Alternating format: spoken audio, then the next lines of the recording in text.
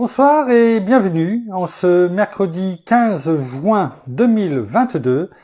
Et nous en sommes arrivés aujourd'hui à la méditation numéro 799 et plus particulièrement à la méditation numéro 513 dans le livre de l'Apocalypse, mais pas que nous méditons ensemble depuis le 1er janvier 2021. Avant de poursuivre dans notre méditation du jour, prenons le verset 35 et 36 dans le livre des Hébreux, chapitre 10, Hébreux 10, versets 35 et 36. Il est écrit en Nouvelle Bible Second, « N'abandonnez donc pas votre assurance qui comporte une grande récompense. » Dans d'autres versions, il est écrit « votre confiance. » Vous avez en effet besoin de persévérance pour qu'après avoir fait la volonté de Dieu, vous obteniez ce qui a été promis. Merci Père, merci Seigneur, merci bien-aimé Saint-Esprit, parce qu'ici tu nous montres dans ces versets que tu nous exhortes à ne pas abandonner notre assurance, notre confiance en toi, et que oui, pour cela, nous avons besoin de persévérer. Nous sommes dans une société aujourd'hui du tout de suite, c'est-à-dire de la consommation on demande, on reçoit. Mais là, tu nous demandes, de persévérer justement, afin d'abord de faire ta volonté, Père. Ta volonté. Et c'est ainsi, que nous recevrons, cette grande récompense. Cette récompense, c'est ce salut. C'est lorsque nous aurons franchi la ligne. Mais également déjà aujourd'hui, ce que tu nous proposes, ce que tu nous donnes, notre héritage, dans tes promesses, ce n'est pas que pour demain, mais c'est déjà ici, pour cette terre, afin que nous soyons, ce sel de la terre, cette lumière du monde, afin que justement, ton caractère, Seigneur, ton nom, Seigneur, et que ta parole, Père, soit déclarée, proclamée, et que nous soyons dignes d'être ces ambassadeurs que Christ nous a fait en son nom. Alors que ce soit encore la méditation, nous soit profitable, comme chaque jour. Et pour cela, il faut que nous entendions, que nous écoutions, que nous recevions, que nous obéissions et que nous mettions en pratique par la foi ce que nous entendons ce soir, que cela soit pour ta gloire, Père, dans le nom de Jésus. Merci, bien-aimé Saint-Esprit. Amen. Nous poursuivons donc avec Moïse, le peuple d'Israël, mais toujours en ayant en fil rouge le chapitre 4 du livre de l'Apocalypse, versets 8 et 9, afin que nous puissions comprendre combien notre cœur, au travers de ces 4 êtres vivants, que vous connaissez bien maintenant, combien notre cœur doit leur ressembler. Mais comment faire pour leur ressembler? C'est justement ce que nous voyons en marchant avec le peuple d'Israël, avec Moïse, parce que nous avons, les deux côtés finalement. Tout comme, il y avait les deux brigands, les deux voleurs, de chaque côté de la croix de notre Seigneur, ici aussi, avec le peuple d'Israël et Moïse, nous avons les deux comportements, les deux comportements physiques, humains, mais aussi de cœur. Et combien l'un et l'autre, mettent plus ou moins, leur confiance, tout comme nous l'avons prié, dans notre Père, afin de faire sa volonté. Versets 8 et 9, chapitre 4, du livre de l'Apocalypse. Il est écrit, « Les 4 êtres vivants ont chacun 6 ailes, et ils sont remplis d'yeux tout autour et au-dedans. Ils ne cessent de dire jour et nuit, Saint, Saint, Saint est le Seigneur Dieu, le Tout-Puissant qui était, qui est et qui vient. » Et quand les êtres vivants rendront gloire et honneur et action de grâce à celui qui est assis sur le trône, à celui qui vit au siècle des siècles. Et comme on le dit ici à chaque fois, on parle ici bien sûr de notre Père, mais également, n'oublions pas notre Seigneur qui est à ses côtés, qui règne à ses côtés, qui a retrouvé sa place, lui qui a tout abandonné, selon la volonté de notre Père, mais aussi volontairement, eh bien, pour venir marcher parmi nous et pour que nous ayons, eh bien, voilà, tout ce que nous avons aujourd'hui, tout ce que nous méditons chaque jour, les promesses qui sont nôtres, car s'il n'était pas venu, s'il ne s'était pas donné pour nous, eh bien, nous ne serions pas là aujourd'hui.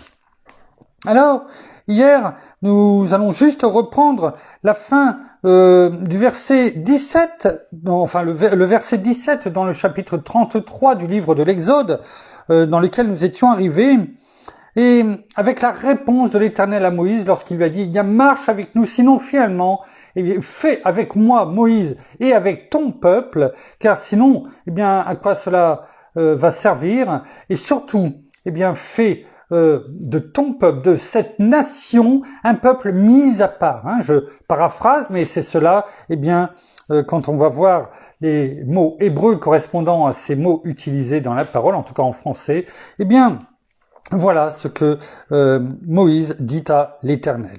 Et au verset 17, c'est ce que nous avions médité, on va juste le reprendre pour que nous fassions le pont avec aujourd'hui. Le verset 17, chapitre 33, l'Éternel, eh bien, notre Dieu, notre Père Tout-Puissant, eh bien, répond à Moïse et lui dit, « J'accomplirai aussi cette parole que tu as prononcée, celle que nous venons, eh bien, de déclarer et de proclamer avec Moïse au verset 16, « Car tu as obtenu ma faveur. » Sous-entendu, ben, encore plus de faveur, parce que il avait déjà donné sa faveur à Moïse, parce que Moïse, eh bien, l'a dit, comment dirais-je, au verset 12, et je te connais par ton nom. Sous-entendu, c'est moi qui t'ai formé, c'est moi qui t'ai racheté, c'est moi qui t'ai appelé par ton nom, et je te connais parce que je connais ton cœur. Et je sais que tout ce que tu me demandes, eh bien, c'est avec ton cœur, c'est avec foi. Et on voit au travers de tout cela, comment dirais-je, que au travers de ces demandes, les demandes de Moïse, c'est une louange finalement, eh bien qu'il a fait monter, un parfum de bonne odeur qu'il a fait monter vers notre Père, vers l'Éternel. Et notre Père, en retour, eh bien, tout comme à un ami qui en règle générale, eh bien, ne refuse pas ce que la proposition, ce que demande son ami, eh bien, c'est de cette même façon que l'Éternel ici a agi. Et il connaît. Et il connaît tellement Moïse. C'est cette connaissance divine qu'il a, aussi bien, bien sûr, notre Père, c'est une évidence, mais aussi Moïse envers notre Père, parce que, eh bien, d'ami en ami, les amis se connaissent. Et quand il est dit, eh bien, ils se parlaient comme face à face, comme des amis, eh bien sûr, notre Père le connaissait davantage, bien sûr, connaissait jusqu'aux profondeurs du cœur de Moïse, mais Moïse avait cette révélation, avait cette onction de l'Esprit de Dieu qui lui permettait, eh bien, de ne faire qu'un, je dirais, d'être toujours dans la présence de Dieu et cela, eh bien, se reflétait en lui et même un peu plus tard, eh bien, sur lui. Alors, la louange, tout comme les quatre êtres vivants. Pardon, je reprends ce que j'avais préparé. Eh bien, la louange de Moïse, on s'aperçoit que dans tout le chapitre 32 et 33, encore plus 33, dans ces demandes envers notre Père, à chaque fois, ces mots, on a l'impression que ce sont des louanges. Et j'avais gardé il y a 3 jours un partage que j'ai fait, comment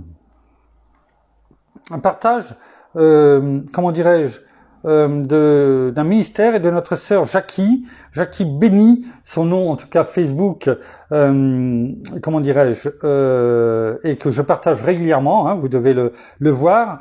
Et dans le psaume 34, verset 2, eh bien, dans ce psaume de David, eh bien, il est écrit « Sa louange sera toujours dans ma bouche ». Et finalement, même si ici ce n'est pas dit, mais je dirais même c'est encore mieux parce que c'est démontré. Moïse montre que dans sa bouche, tout ce qu'il dit, c'est pour rendre gloire, c'est pour louer notre Père, tout comme les 4 êtres vivants dans le chapitre 4 du livre de l'Apocalypse. Donc tout ce que nous avons médité depuis toutes ces semaines. Je reprends juste parce que Facebook m'a retirer le lien. Tout ce que nous voyons depuis des semaines, eh bien, au travers des 4 êtres vivants, et notamment, surtout au travers du livre de l'Exode avec le peuple d'Israël et Moïse, eh bien, ça nous a permis de voir que Moïse, tout comme les 4 êtres vivants, eh bien, il a un cœur qui est dédié totalement, complètement à notre Père. Qu'il est prêt, eh bien, à se sacrifier, entre guillemets, pour que sa compassion, la compassion qu'il a envers le peuple, eh bien, soit prise en compte par notre Père, afin qu'il n'extermine pas le peuple, son peuple, non pas le peuple de Moïse, mais le peuple de Dieu. Et c'est une bonne chose. C'est une bonne chose parce qu'aujourd'hui, ça nous permet de voir combien il nous reste de chemin ou pas. Chacun peut répondre et doit répondre pour lui-même, pour avoir un cœur à l'image de Christ, bien entendu avant toute chose, mais Moïse ici, eh bien, est déjà une image de notre Seigneur. On l'a déjà dit, on en a déjà parlé. Et c'est important pour nous. Alors ce partage disait, sa louange sera toujours dans ma bouche. Psaume 34 au verset 2. C'est c'est David qui le dit.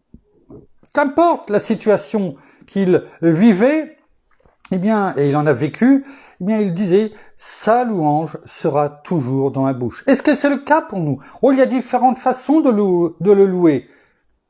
On l'a vu avec Moïse, dans sa façon, dans son comportement et de son cœur, eh bien, sortait de sa bouche ces paroles qui montraient la compassion, l'amour pour le peuple de Dieu, pour son peuple. Et ça, c'est une louange.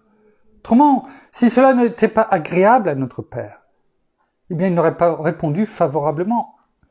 Donc, c'est une louange. Donc, il y a différentes façons de le louer. De notre haut et fort, haut et clair, en parlant en haute voix, mais aussi en pensée, dans son cœur, suivant l'endroit où on est. Des prières qui sont des prières de louange, qui peuvent être des prières très courtes, on le verra. Avec, avec Néhémie, quand nous reviendrons, parce que c'était aussi la base qui nous a emmenés dans le livre de l'Exode. On le verra quand on le reprendra. On verra ce qu'on appelle les paroles, les prières éclairs. Mais qu'importe la façon dont on le fait, il faut le faire. Il faut louer toujours. Il faut que toujours notre louange, sa louange, sera toujours dans ma bouche et cela, eh bien, doit nous refléter. Alors c'est vrai que, comme ce partage disait, les louanges, vous pouvez en faire trop peu, mais vous n'en ferez jamais de trop. Ça, c'est important. On peut avoir conscience qu'on ne le fait pas suffisamment. Ça, c'est une certitude. Et je crois que plus on veut le louer, tout comme les 4 êtres vivants, sans cesse, sans repos. Ça doit être notre objectif. Ce sera peut-être difficile de le faire ici sur cette terre, mais nous savons que nous le ferons au minimum en tout cas, eh bien lorsque nous serons dans sa présence. Mais il faut aujourd'hui prendre cette bonne habitude, en tout cas de le faire tant que faire se peut, parce que c'est déjà pour notre bien, pour nous. C'est plus on loue notre Père, notre Seigneur, notre bien-aimé Saint-Esprit, plus la source de vie coule en nous. Nous rafraîchit. Malgré ces fortes températures, eh bien, nous pouvons marcher, nous pouvons avancer. Nous sommes fortifiés parce que le fleuve de vie coule en nous. Il coule en nous et, bien sûr, eh bien, le minimum, eh bien, plus le fleuve de vie coule en nous, comme une source vivante, eh bien, plus nous sommes amenés, eh bien, à le louer. Alors, dans le psaume 34, verset 2, dans le psaume 113, verset 3, il est écrit « Du lever du soleil jusqu'à son couchant ». C'est pas encore 24 heures, c'est du lever du soleil jusqu'à son couchant. Donc c'est pas encore comme les 4 êtres vivants. Mais là, eh bien, dans le psaume 113, verset 3, il est écrit « Du lever du soleil jusqu'à son couchant, que le nom de l'Éternel soit loué ». Psaume 119, verset 164, il est écrit « 7 fois le jour, je te loue ». Et je pense qu'on peut le faire encore plus, mais ici, dans le 7 fois, c'est pour dire, eh bien, tout comme le Seigneur a répondu, eh bien, combien de fois dois-je pardonner? Eh bien, mon frère eh bien le Seigneur a dit jusqu'à 70 fois, 7 fois. Hein, donc, ça veut dire, eh bien, presque jusque l'infini. C'est aussi cela que ça veut dire. Psaume 34 encore, donc au verset 2, comme on l'a dit, sa louange sera toujours dans ma bouche. Alors, le partage continue en disant, et ça nous ressemble bien, c'est pour cela que je voulais le prendre, parce que ça concluait, je dirais, pas tout à fait ce chapitre 33, parce qu'il continue, et je vous laisserai aller le finir, mais il est écrit lorsqu'une situation vous échappe. Et c'est un peu le cas, ici, dans tout ce que nous avons pu méditer ces dernières semaines avec Moïse. Par moments, ça lui a échappé, ça a en tout cas échappé à Aaron, on le sait, mais lorsqu'une situation vous échappe, ou nous échappe, je préfère mettre nous, même si le partage c'est vous, mais je préfère mettre nous. Lorsqu'une situation nous échappe, nous pensons à tout, sauf à louer Dieu. Et c'est bien vrai. C'est bien vrai. Lorsqu'il y a quelque chose qui ne va pas, qui nous échappe, on a l'impression que on n'y arrive pas, que le sol, eh bien, s'ouvre, eh bien, sous nos pieds, malheureusement, et bien souvent, et c'est ceci aussi que nous devons corriger, eh bien, nous ne pensons pas tout de suite à louer Dieu. Oh, nous pouvons peut-être faire appel à lui, mais faire appel à lui, comme lorsqu'on va faire ses courses, et le louer, c'est deux choses différentes. Nous devons apprendre à le louer. À le louer. Qu'importe ce que nous traversons, rappelons-nous, nous l'avons chanté dimanche, je l'ai rappelé je crois hier, Père, tu domines les tempêtes. C'est-à-dire ces moments, eh bien, qui nous échappent aussi. Mais je suis tranquille car tu es là. C'est-à-dire que je suis dans ta présence. Ce que recherchait Moïse à tout prix. Je ne veux pas partir si tu n'es pas avec moi et avec ton peuple. C'est sous-entendu, si nous ne sommes pas dans ta présence, eh bien, je ne veux aller nulle part. Et c'est ceci aussi, eh bien, qui doit être notre louange chaque jour. Et pourtant, il est écrit dans ce partage, c'est pourtant la première chose à faire. Car la louange, écoutons bien, c'est important ceci, car la louange détourne l'attention de soi et la reporte sur la puissance miraculeuse de Dieu. Je reprends que nous comprenions bien cette phrase.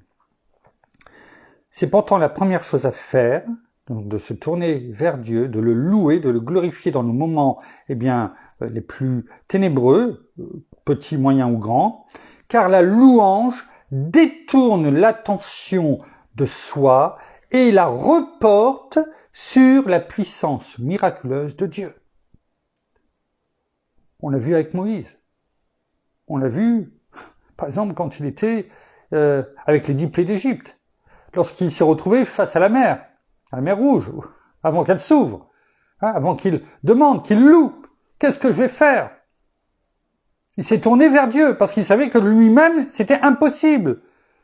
Au travers de tout ce que nous avons pu méditer ces dernières semaines, quand le peuple s'est rebellé, a murmuré, tout ce qu'ils ont demandé, eh bien, à chaque fois, on s'apercevait de quoi, et on l'a médité tout cela, eh bien, automatiquement, Moïse se tournait vers notre Père.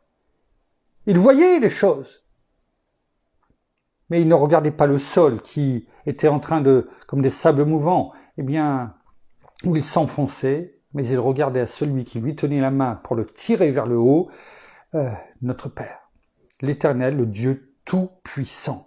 Et c'est ce que nous devons aussi dans notre cœur, eh bien, mettre en place. Je ne dis pas que c'est facile, mais ici, Moïse nous montre, eh bien, que c'est ce qu'il a fait, et c'est pas le seul. Ce n'est pas le seul. Il y en a bien d'autres.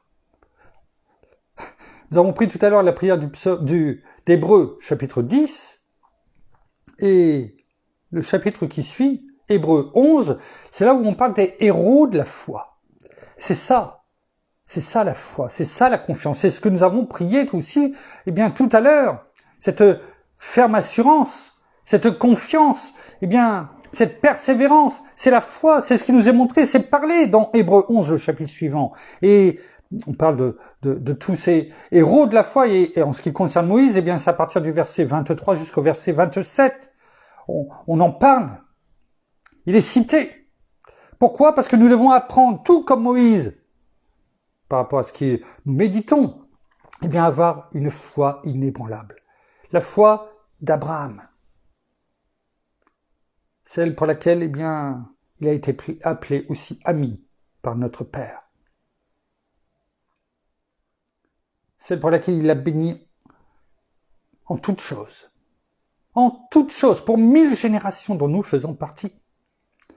Et donc, si ces hommes et ces femmes, eh bien, ont eu cette foi inébranlable, nous pouvons aussi en faire de même. Parce qu'ils ne sont pas différents entre nous. Bien souvent, eh bien, il y aura toujours des personnes bien intentionnées pour dire, oui, mais c'est un autre temps. Oui, mais il n'était pas fait du même bois, hein, cette expression, hein, que toi. Mais qui sommes-nous? Nous sommes enfants de Dieu. Nous faisons partie du peuple de Dieu. Nous sommes de la descendance d'Abraham. Nous pouvons avoir cette même foi et nous devons, je dirais même, avoir cette même foi, cette même espérance que ce qui est déclaré, proclamé dans la parole, eh bien, c'est aussi pour nous.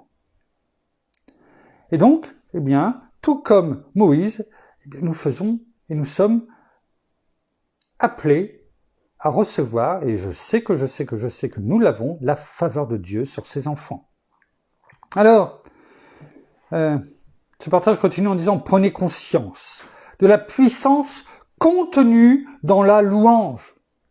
Bien souvent, on ne sait pas, la louange c'est les chants aussi, mais c'est pas que ça, c'est la prière, ça renferme beaucoup de choses. Mais, par exemple, David jouait de la harpe, hein, avant même de devenir roi, même s'il avait été déjà oint, et ça permettait aussi de calmer. Hein, ça lui a permis par la louange, eh bien, d'échapper à tellement de malheurs et à transformer son cœur, son esprit, ses pensées. Prenez conscience de la puissance contenue dans la louange et choisissez d'exalter Dieu quel que soit votre état d'esprit. Alors, c'est pas facile, mais c'est le seul chemin. C'est le seul chemin pour recevoir eh bien cette paix. Non pas la paix du monde, mais cette paix intérieure que nous donne notre Seigneur. Il le dit notamment, je vous donne la paix, je vous donne ma paix. Que votre cœur ne se trouble pas et ne s'alarme pas. Louer vous met en présence de Dieu, prêt à recevoir quoi? Ses faveurs. Alors c'est exactement ce que nous avons médité hier et ce que nous avons vu aujourd'hui. C'est pourquoi je tenais à prendre ce partage, parce qu'en fait il résume le caractère que nous devons avoir, le caractère de Christ en nous, au travers de ces exemples, de cet exemple que Moïse nous donne, au travers de son face-à-face, de son discours. Je parle bien de discours et non pas de monologue avec notre Père, avec le Dieu Tout-Puissant, avec l'Éternel. Et on voit eh bien, qu'il a dit, on va juste le reprendre pour terminer ce soir, l'Éternel dit à Moïse, j'accomplirai aussi cette parole, en fait, eh bien, cette parole qu'il a donnée, que nous avons repris aujourd'hui, que nous avons médité hier, finalement qui est sortie de la bouche de Moïse comme une louange, parce que il a exalté Dieu, l'Éternel, le Tout-Puissant, en disant et en lui rappelant ses promesses et en lui montrant eh bien, qu'il l'aimait tellement. Il l'aimait tellement qu'il ne pouvait pas demeurer loin de sa présence. J'accomplirai aussi cette parole que tu as prononcée, car tu as obtenu ma faveur et je te connais par ton nom. Alors c'est ce que nous voulons déclarer et proclamer ce soir, que nous te louons, Père, nous t'adorons et que nous ne voulons pas marcher aucune seconde de notre vie. Aucune seconde de notre vie, nous ne voulons pas marcher loin de toi. Qu'importe où tu nous amènes, nous voulons toujours, en tout cas, partout où nous allons, savoir et être persuadés que ta présence est avec nous, que tu es avec nous. Sinon, comme le dit Moïse, eh bien, cela ne vaut même pas la peine. Cela ne vaut pas la peine d'aller, eh bien, ailleurs, parce que ça ne servira à rien. Si ta présence n'est pas là, eh bien, il nous manque tout. Merci, Père. Merci, Seigneur. Merci, bien-aimé Saint-Esprit. Une fois de plus, pour ta présence parmi nous, afin de nous guider dans toutes choses, y compris dans les méditations, bien entendu, car ce n'est pas la voix d'un homme qui est important, c'est la parole, ta parole qui nous est donnée et qui nous enrichit, qui nous fortifie et qui nous permet justement de ne pas avoir un cœur aride. Nous terminons par la prière. Seigneur, merci encore ce soir pour ta présence, merci encore pour ta parole, pour la parole qui nous est donnée chaque jour. Merci pour non seulement tout ce que tu nous montres et tout ce que tu nous révèles à travers celle-ci, et surtout que nous gardions toujours nos regards tournés vers toi et notre cœur grand ouvert, prêt à recevoir tout ce que tu veux nous montrer, tout ce que tu veux nous enseigner, tout ce que tu veux nous donner, que nous soyons prêts, que nous soyons, oui, ces vases d'honneur, que nous soyons jour après jour, continuellement avec toi, parce que tu es avec nous. C'est nous qui nous retirons, mais toi, tu es toujours à nos côtés, parce que tu nous aimes, parce que nous sommes tes enfants. Et que tout ce que tu dis, tu l'accomplis. Alors ayons cette certitude et avançons, chaque jour avec foi. Fortifions-nous dans notre foi. Continuons d'aller et de t'honorer tous les jours de notre vie, que ce soit par des paroles, que ce soit par des louanges, que ce soit par des chants, que ce soit simplement en te parlant et tout simplement en te disant merci, merci de tout ce que tu fais pour chacun d'entre nous, pour chacun de tes enfants. Merci pour toutes ces merveilles. Merci pour ce soleil et tout ce qui brille, même si au jour d'aujourd'hui, dans ces temps-ci, il fait très chaud. Mais tu nous donnes tout ce dont nous avons besoin. Alors soyez tous abondamment bénis, frères et sœurs, dans le nom de notre Seigneur Jésus-Christ. Amen. Voilà, ainsi s'achève la méditation de ce jour. Nous vous bénissons abondamment de toute bénédiction spirituelle dans les lieux célestes en Christ. Nous saluons nos amis au Québec, au Canada, en francophonie, en France et tout autour de chez nous. Et nous vous souhaitons à toutes et à tous une excellente fin de journée pour certains, de soirée pour d'autres. En tout cas, à toutes et à tous une excellente nuit de repos dans la paix de notre Seigneur Jésus. Et nous vous donnons rendez-vous demain en début de soirée sûrement. Parce que nous sommes pas là l'après-midi, donc le temps de rentrer, ça sera un peu plus tard, je pense. Et nous vous donnons donc rendez-vous demain en fin de journée, du moins en début de soirée. En attendant de se retrouver demain, soyez abondamment bénis. À demain. Au revoir.